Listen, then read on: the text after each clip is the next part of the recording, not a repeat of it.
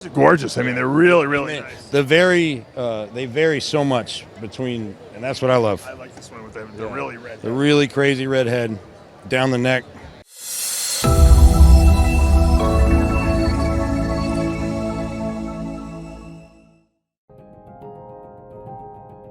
All right, I'm here with Chris CORONEOS, Bulldogs, and we always talk boas. Last time we talked boas. I want to talk tortoises. All right.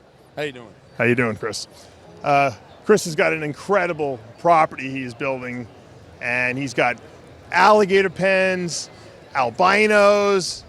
I'm jealous. Melanistics. Oh, you got the melanistics too? Melanistics. We got a pair of melanistics. Has anyone made a melanistic albino yet? No, they haven't been crossed. None of the melanistics have actually been bred yet. Oh, they haven't? No. They're all produced in the wild so far. And there's a few, like the males, there's 3 males that are about ready to breed.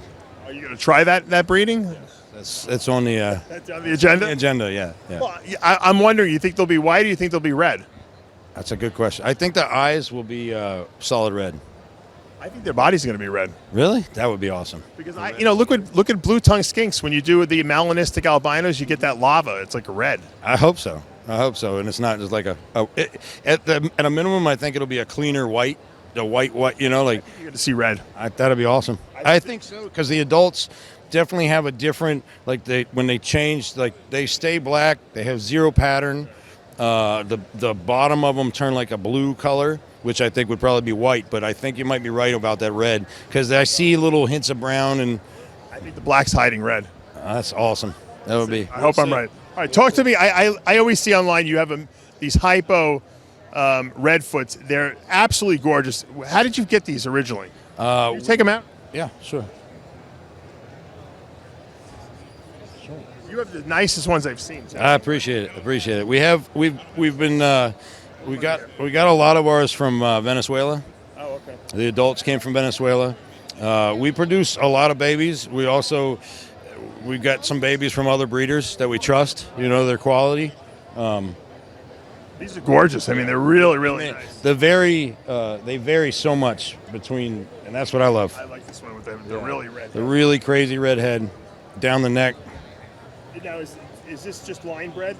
The heads? It's just a different. They just kind of come out. You know, like these two. If you bred them together, they'll still produce hypos, and you get in the same clutch, you'll get a varying When you get degree. older, they start getting more color. Or they stay pretty much the way they are. For the most part, like you'll see the colors come out more in their neck and their legs. Yeah, because I'm looking at these little ones here. The little ones kind of look dull. Some of the babies you get look quite different, you know. And those, you know, obviously are going to be those are going to be fire when these are like the most popular things you're selling right now. These are definitely probably one of the most popular, because everybody can have them. You know, you can keep them anywhere. They're easy, right? They're easy. They're not aggressive. You can keep 1,000,000 of them together. They don't fight. They're cheap to feed.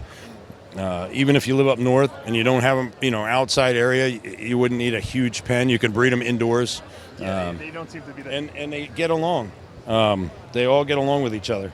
I've seen them bumping and maybe, you know, a couple males here and there nipping at each other, but for the most part, they all get along. If you want a turtle that's not going to get too big, I mean, that you can keep inside. I mean, look at that. I mean, that's a beautiful turtle. The Hypo gene does amazing stuff for these. It's really crazy, and I think we're just like starting to see what it can do, because we've got 2 pens now. We just set up a second one with Hypos we've been raising for years. But out of the other one, we've got a lot of different variations and different ones that look different. And they're starting to produce, like, not just the kind of standard looking. We've got some other stuff at home that it's just crazy look. Like the shells are like white looking, the legs are bright orange. Yeah, wow. Just really neat stuff coming out. I can't wait. We've got some other stuff, the ones I call the Starburst. The shell is really dark black, and they have like just a starburst, almost like a radiated pattern in the scoots, each individual one. They came in as a pair. They're breeding right now, so hopefully we'll get some eggs. Wow. I also have them breeding to some other interesting females. Like we got a lot of different Redfoots. I think it's going to start like boas and ball pythons did with the patterns and the mutations and stuff. I love that. Yeah. We're just getting started. He's going to be the ball pythons of the tortoise world? Just getting, yeah. I definitely think so. All right, now I got to buy a pair, right? We're just getting started with these. Talk to me about the cherry heads, because I love these I love this one aberrant looking one you have here. What's going on with this guy? So this is I call him extreme marble. All cherry heads get some marbling as they get older. This one here is just insane. This one is kind of your average right here, where you see this marbling coming in as they grow. These are only about a year old. We raise them pretty good. You see it on the. They're big for a year. They're big. We feed them good. We feed them good. We keep them inside. We keep them warm, consistently warm, and this is how they grow. This is a year. Now what happened here? How does that happen? They start. The babies are right here, and they start looking normal. Right. And I kind of now, as like this one here, where it's just got that look, that orangey weird look to it. You can identify it. That one's gonna be crazy look. That one's gonna be a really nice tortoise right there. And so they turn into this. So they start out like this, and they'll start little white specks just like this one, and then it just spreads as they grow in between the scoots. As the growth lines come in, it just gets whiter and whiter and fills in. And you can't figure it out yet. I can't tell you. It's random because these all came out of the same group. So there's no like rhyme. We have a group. It's 3 males and 10 females of cherry heads that I've actually picked up several years ago, and we've been breeding them, and they just, every time we keep some back, and they're just. Call these. I just call them the high marbled line, my high marbled line of cherry heads. That's a name. That's a marketing name. Better. I gotta come up with something. Talk to Justin Kabilka. Come up with a name. We need something better. I need something better. But and I love this one's got all that peach color into it too. Just beautiful. I love it. I gotta come see your facility. This one's not for sale. We've got other babies, and then But you can identify which ones you think are going to look like that. I can make an educated guess, yeah. And then we've got some little ones like that we've already sold. Like as they hatch, when they start coming up marbled, they go very quick. If you see them online, they go quick. They go quick. Take a look. Definitely come by. Check out Bulldog Reptiles. You're on Morph Market. I see all the time. What's that green? What's the green ones? The green hypos you were selling? I saw you had a pair of green hypos. Yes, I think the Blue Ghost. Blue Ghost. Blue Ghost.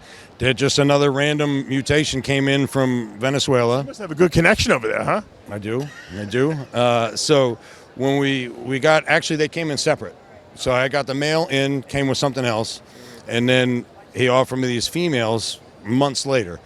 And I kind of had to buy them because I had a male that looked just like them. Wow. So I got them on Morph Market. At this point, they're breeding right now. They're not really for sale. They're just kind of up there just so people could see this stuff. Good seeing you again, man. I got to come see your facility. I know you're right around about 20 minutes from here, right? 20, 30 minutes, yep. All right.